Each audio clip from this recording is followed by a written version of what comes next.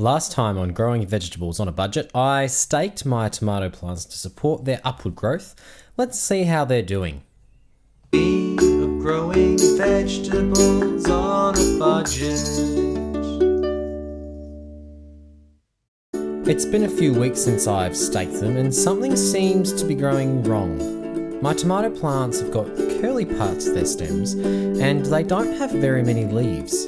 This indicates to me that there is a problem. These leaves are small and each branch of the plant has very few of them. The plants are sparse and lanky. Leaves are a vital part of the plant because it is in the leaves that photosynthesis happens, where the plants combine water, carbon and sunlight to create energy to grow.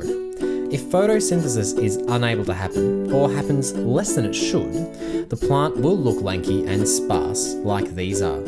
I have some healthy tomato plants over here. These are in full sun and have far more larger leaves, which means that in turn they can produce more energy to produce more plant and more fruit. So I need to reposition my tomato plants so that they receive more sun and can do more photosynthesis. Tomatoes love full sun. I was hesitant to move them into full sun earlier because we had some very hot weather and the roots were still very young and unestablished. Now that they're a little older, I expect they'll be able to handle some hot weather better. One of the drawbacks of growing in containers is that they can heat up more quickly than if they were in the ground, which causes them to dry out faster, which can lead to problems like the plant drying out and dying. My yard is fairly sheltered from high winds which will dry out and heat the containers faster. So now that the tomatoes have established themselves in their pots, I don't have too many problems with moving them into a sunnier spot. I don't have a lot of space left in my yard, but I think I've got a plan. I've noticed that some of my avocado trees are developing signs of sunburn. Young avocado trees in particular don't like to have full sun, that is, sun all day long. Where I have my tomato plants is in partial sun, where they only receive direct sun for a portion of the day.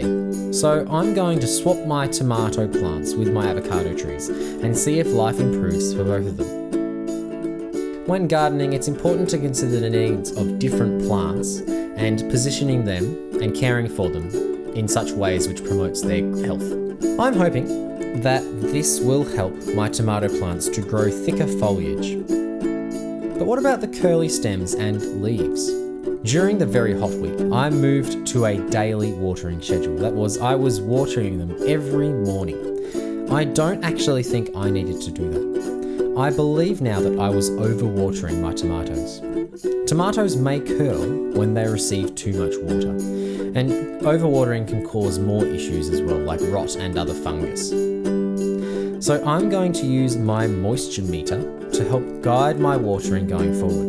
I'm going to move back to a once every 2 days for now, and if they are drying out faster, I will increase my watering frequency. So now that I am reducing my watering routine, and I've positioned my tomatoes in sunnier spots, I expect their health will improve.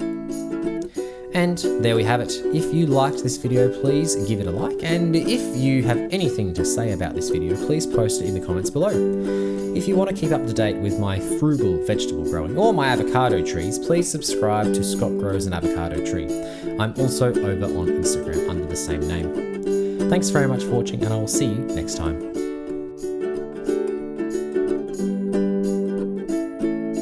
We are growing vegetables.